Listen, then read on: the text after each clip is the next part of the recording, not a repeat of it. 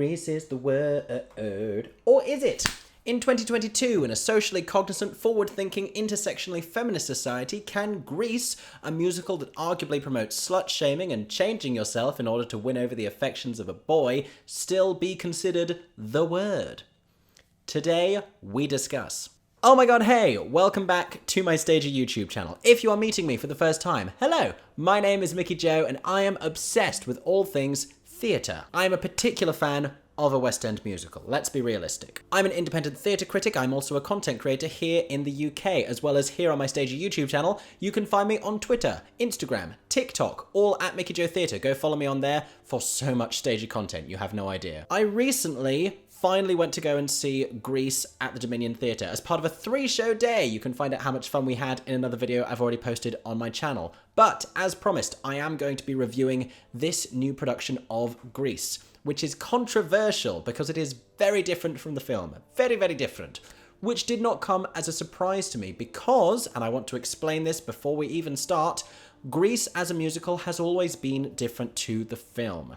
The original Broadway production, very different to the film adaptation that then happened. We normally see this process happening the other way around. A lot of you know your favourite shows, you've seen them be adapted into films, and you know that changes are made. Well, the same thing happened with Grease, except for Grease, it's been so long since that original Broadway version, most people's point of reference is now the film. So when they see a different version of the show, they're like, huh, this is unusual. We're going to talk through all of the changes in this revival. We're going to talk through its strengths, of which there are many and they are great. We're also going to talk through its weaknesses, of which there are also a few and they need to be discussed. Before I get to the review, if you enjoyed today's video, make sure A, you're subscribed to my Stager YouTube channel, and B, feel free to give me a super thanks down below. That would really help me as a Stager content creator. Now, let's talk about Grease.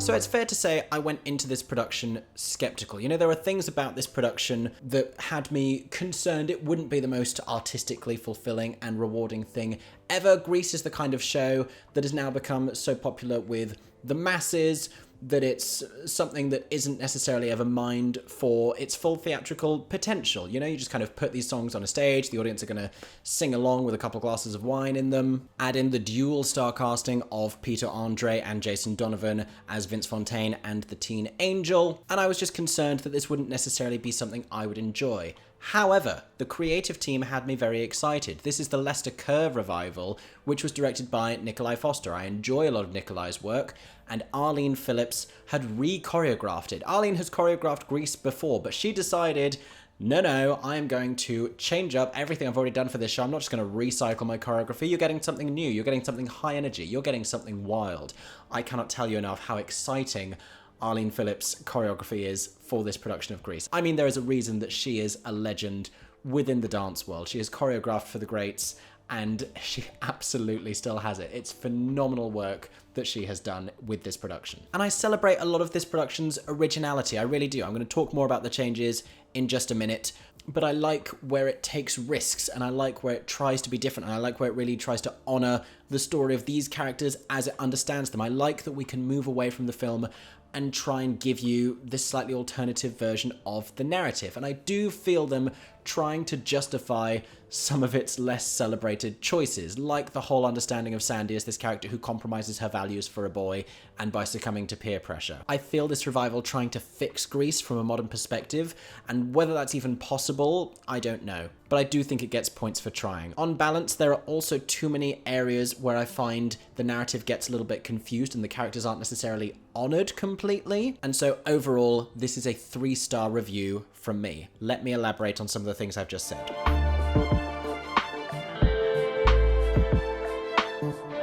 So from the off, you can tell this is going to be a different production of Grease. You have this introduction from Vince Fontaine. We do not hear the song Grease to begin with, as you may be expecting. We see Danny and Sandy on the beach. Sandy is a brunette. That's already a curveball. And they sing a version of Sandy with different lyrics. Now, you're not expecting to hear this until way later when he's sad about having pushed her away with his unwanted sexual advances, remind me again why we're reviving this show in 2022. But basically they sing a version of that and you see them being in love on the beach. It then, for the most part, follows a lot of the early exposition that you will remember from the Grease film. Some characters have a little bit more time, some characters have a slightly different storyline. You see less of the teachers than you do in the film. One big change is that the T-Birds are not a thing. Here they are called the Burger Palace Boys, and it doesn't really make any kind of a difference. A lot of people find this hard to get past. They're still guys with greased hair wearing black leather jackets. It just says something different on the back. It is not the end of the world. There are a few songs that you will not know from the film version because they were never in the film version. Songs like Freddie My Love, songs like Those Magic Changes, which I believe was featured in the film, but I think it was playing on the radio. Nobody sang it as such. And there are some others as well. Not that this is the original version of the show. It is not. That would have had Sandy singing It's Raining on Prom Night in the second act. Instead, she does still sing Hopelessly Devoted to You. Now, I think audiences would riot if they didn't hear that song in the show, so I get why that choice has been made. A lot of the other changes are just interspersed throughout the show, and there are plot points that happen and there are conversations that happen, and especially a lot to do with Danny and Sandy's relationship seems very different to the film. The film had a much clearer perspective on their relationship and where it was going to be and who pushed who away and how they then come back together and then what goes wrong and then what finally reunites them. In the show, we see them coming back together with no idea as to why that resolution has happened, and then we see things go wrong again, and it just seems like there are scenes missing, particularly to do with their relationship. Honestly, it feels like Sandy as a character has been very much sidelined in this particular production. We don't see her very often, and I don't know whether that was as part of an attempt to try and fix the slightly icky storyline concerning her, but it just feels like Danny and Sandy's relationship is no longer the main focus of the show. It becomes this ensemble piece that's about everybody, except not everybody's stories get neatly wrapped up. So Frenchie, for example, as a character, we have the whole beauty school dropout sequence. We see her struggling with what to do during her teenage years. We never find out what Frenchie is going to do with herself. That's a really upsetting plot point to me because we never get any kind of resolution to it. We never know what's going to happen with Frenchie. There are other characters who seem like they're going to maybe form a romantic attachment, and then we never find out whether or not anything is going to happen with them. And the Danny and Sandy thing in this production, it's not that it feels misogynistic, it's just that it doesn't really work. They try and push it to the background so much that it ends up being a non-event. You don't root for their relationship because he's such a douche. He has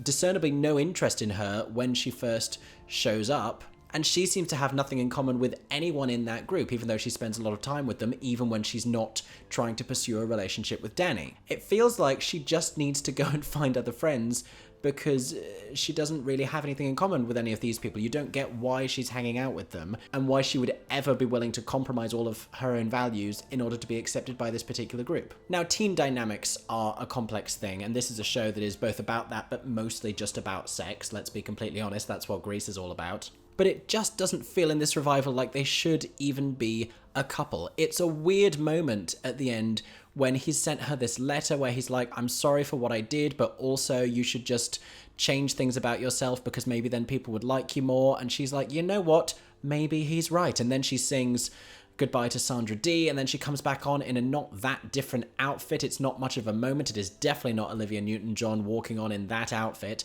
And the problem is, it's not reflected in Danny's character. You know, in the film, he has tried to change something about himself. He has risked his reputation among his friends. He doesn't care because he is trying to better himself for her so that she will respect him and have an affection towards him, and they meet in the middle. She has changed, he has changed, and that's what makes it even. Here, he gives up on all that and he's just back to regular old Danny. She comes in some jeans and he's like, you know what?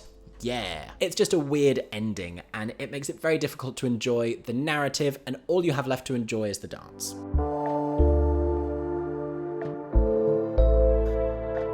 So I've mentioned the dance, Arlene Phillips choreography, a couple of times. It really needs to be said. It is phenomenal. It's high energy. It gets a whole sequence in the second act with the dance that they all go to, but in so many other numbers. In Grease Lightning, the way that she reinterprets iconic choreography, everything you expect Grease Lightning to be, and makes it compelling and fun and makes you forget about the original. Same with the hand jive. Different hand jive choreography. That could be seen as sacrilege, but she pulls it off. She gives you this amazing period appropriate but still contemporary and hot and fun choreography. It's so, so good. And it is delivered flawlessly by this cast of enthusiastic, dynamic young talents. It's really exciting theatre in that sense, to get to see these rising star performers just dancing full out, you know, utilising their training, living their dreams on a West End stage. From that perspective, that's something I can really enjoy about this production.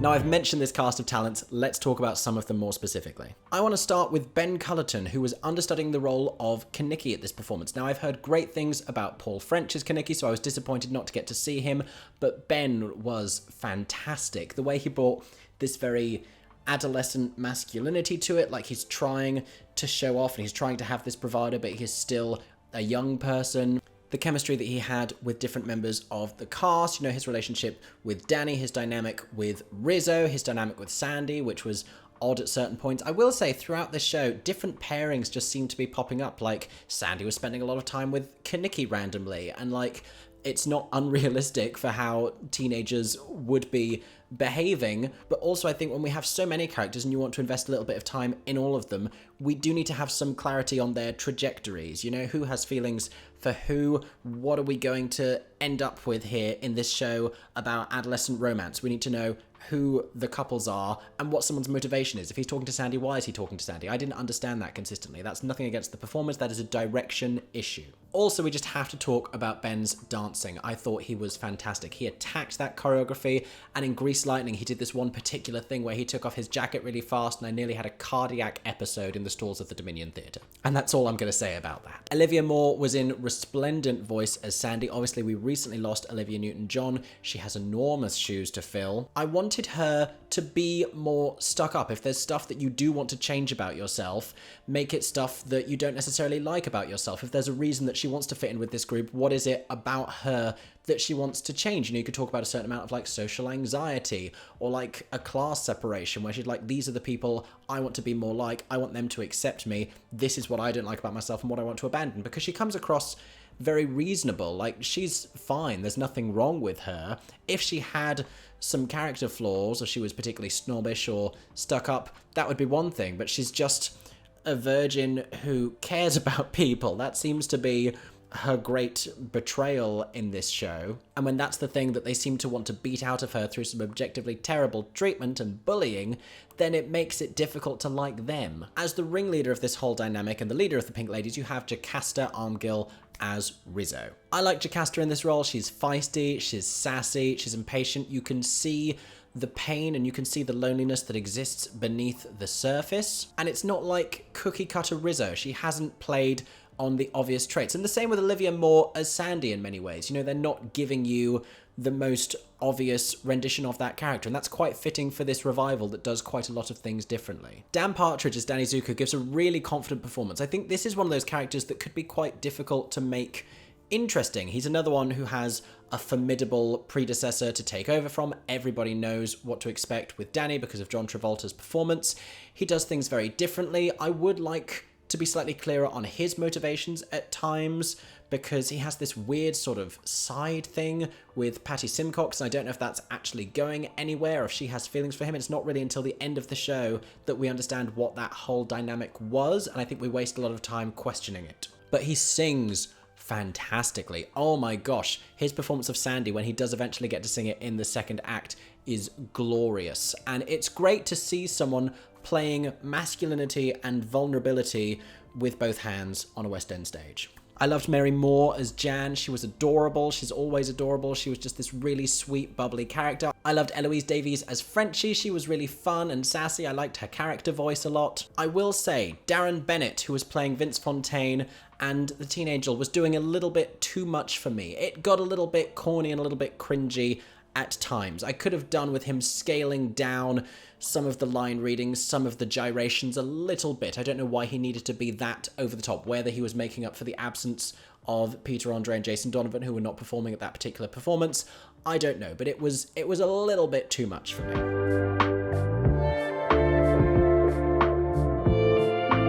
Standout moment of the show. I mean, they do deliver the mega mix really well, and it gives you all of the numbers that the audience want to be able to sing along to, and it lets them have that Grease moment that they've come to the theatre in expectation of. But Grease Lightning and the boys dancing is just such a great moment. So the choreography for Grease Lightning combines the male and female ensemble. Now, controversially, I have no need for the female ensemble in that number, and it's not because I'm gay. Okay, let me correct that, hold on. It's not just because I'm gay, but it's because having all of these boys dance in a way that is still virile and masculine and youthful and dynamic and energizing and full out and exciting and wonderful is such a rarity. You know, we still haven't had Newsies in the UK. You get so few moments to see boys doing choreography in a masculine way. I think there's something really great and really impressive about that, and I don't need the female ensemble in that moment. I feel like we only need the male ensemble, but that would probably be my highlight moment of the show.